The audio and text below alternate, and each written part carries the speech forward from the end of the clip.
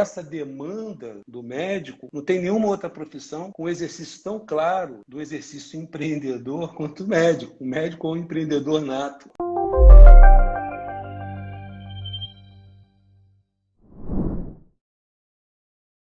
É a visão da massa, nem sempre a visão límpida, clara e correta. Você acabou de dar um exemplo. Quando a gente pensa no médico, eu falo a gente como população, como massa, só vê o lado bom daquilo. O médico não fica desempregado, o médico... Agora, quando você vai ver o investimento que o médico faz para se formar, não só um investimento econômico, em várias situações passa de 1 milhão para você ter um médico formado, mas o investimento de tempo, de desgaste, de dedicação, de entrega a uma profissão que é muito desgastante, nobre, que tem ali por detrás o sonho do médico para realizar isso. Então, a população só vê esse outro aspecto e não consegue enxergar o investimento que o médico faz. Então, isso é muito interessante, porque da mesma forma, quando a gente olha para o médico nesse posicionamento, o que a gente percebe é que ele vai na onda, no movimento que já vem sendo feito há décadas. E ele não consegue, muitas vezes, e aí eu acho, aí por isso que eu vejo a importância do trabalho do CVM, olhar além disso, olhar além a massa médica vem fazendo, ou seja, olhar essa oportunidade que está bem clara. Quando a gente falou agora de atendimento de consulta particular, por exemplo, para mim é claro que o SUS não atende, que os convênios estão restringindo. É só,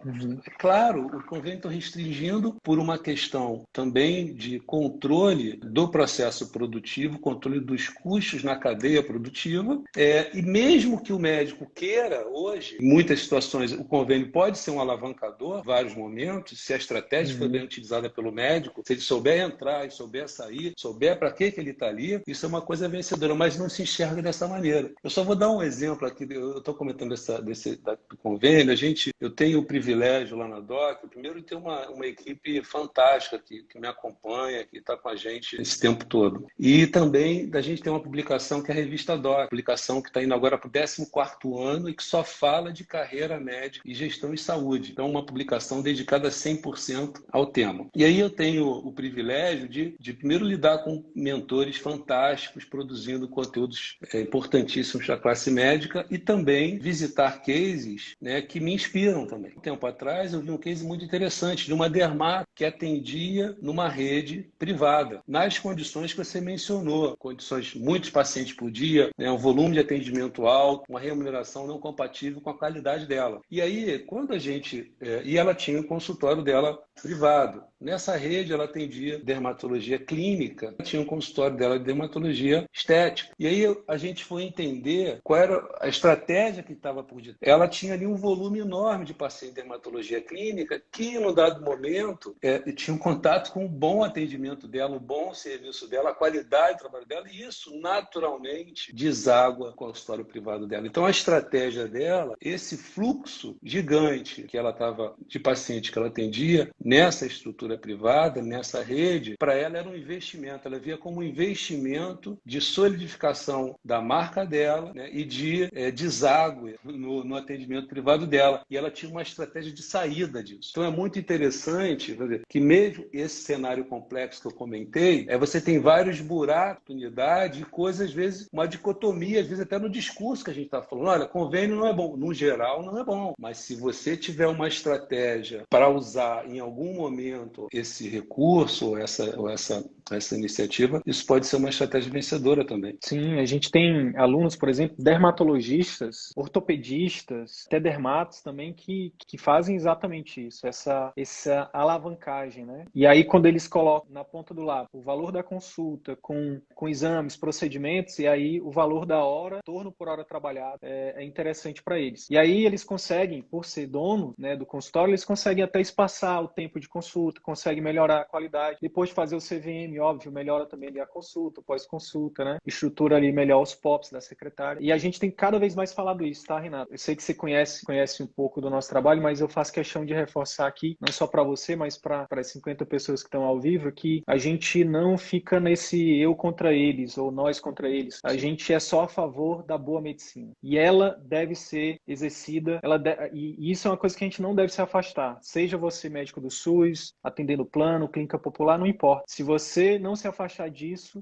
você vai ser bem-sucedido, né? Por isso que o nosso motim é isso, o resgate da boa medicina. O SUS precisa disso, todas as pessoas precisam disso. As pessoas mais pobres precisam mais, as pessoas ricas também precisam, né? Porque a pessoa tem dinheiro que ela tem que ser, né, cesseado o direito de ser bem atendido. Então, é óbvio que a gente não entra no mérito das desigualdades. O pessoal fala assim, a gente é muito mal interpretado, as pessoas falam, vocês estão querendo acabar com os convênios. Eu disse, gente, quem somos nós? Nós somos uma iniciativa pequena. Vocês são contra o SUS, pelo amor de Deus, quem é que é em sã consciência vai ser contra o SUS, o maior e melhor plano de saúde do mundo. Alguém tem que ser a favor da boa medicina. E é assim que a gente se posiciona. Qualquer outra interpretação é ideológica. A gente cada vez menos se importa com isso enfim.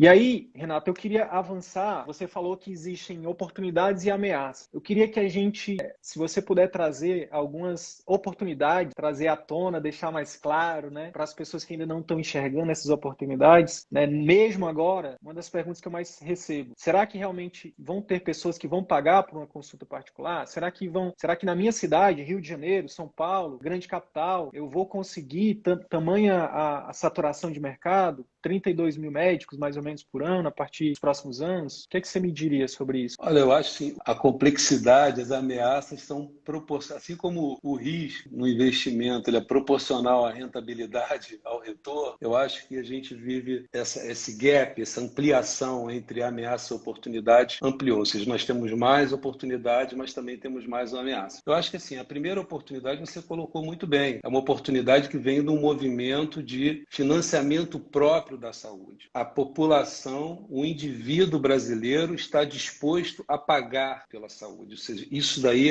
por si só gera uma série de oportunidades. Então, não só a consulta particular, como você está mencionando, mas como, por exemplo, e aí eu vou pegar a pediatria, é um serviço de orientação quanto aos 1000 primeiros dias. Já várias pesquisas, né, eu trabalhei um período com o Dr. Jaime Muraovic, que participou de várias pesquisas falando sobre a importância dos 1000 primeiros dias da criança, né, afetando isso, a vida adulta dessa criança. Ou seja, você tem vários serviços hoje de orientação dos pais sobre o risco de excesso de medicamento numa idade frágil, né, sobre o comportamento psicossocial dessa criança, ou seja, influenciando a vida adulta dessa. Então, assim, o pediatra, né, ele tem aí essa oportunidade, e aí eu estou dizendo um serviço que é um serviço está ligado à prática da massa, assistência em pediatria.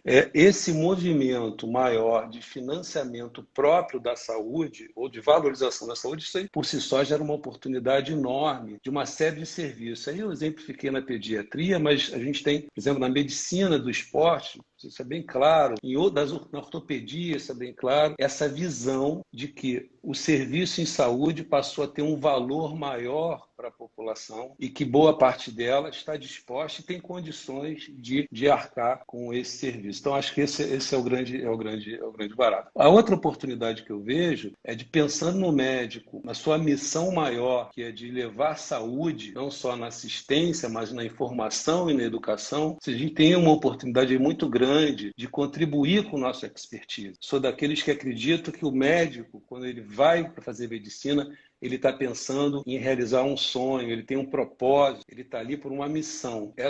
Realizar essa missão ficou mais fácil com o acesso às redes de comunicação, redes sociais, etc. Então, isso é uma outra grande oportunidade, faz com que o médico possa realizar a sua missão, o seu sonho. Quais são as ameaças que eu vejo aí nesse contexto como um todo? A primeira grande ameaça, ela vai de um pensamento imediatista do médico. A gente entendendo que a carreira médica é longa, você demora a se formar, mas você atua por um período muito mais longo do que as outras profissões. Então, a carreira médica é longa e a gestão ou o controle sobre a sua carreira na medicina é maior do que nas outras profissões como um todo. Você já sai quase que um microempresário, já sai lidando com conselhos, com clientes que são pacientes. Às vezes você tem um consultório, advogado, contador, recepcionista e secretário, ou seja, essa demanda do médico não tem nenhuma outra profissão com exercício tão claro do exercício empreendedor quanto o médico. O médico é um empreendedor nato.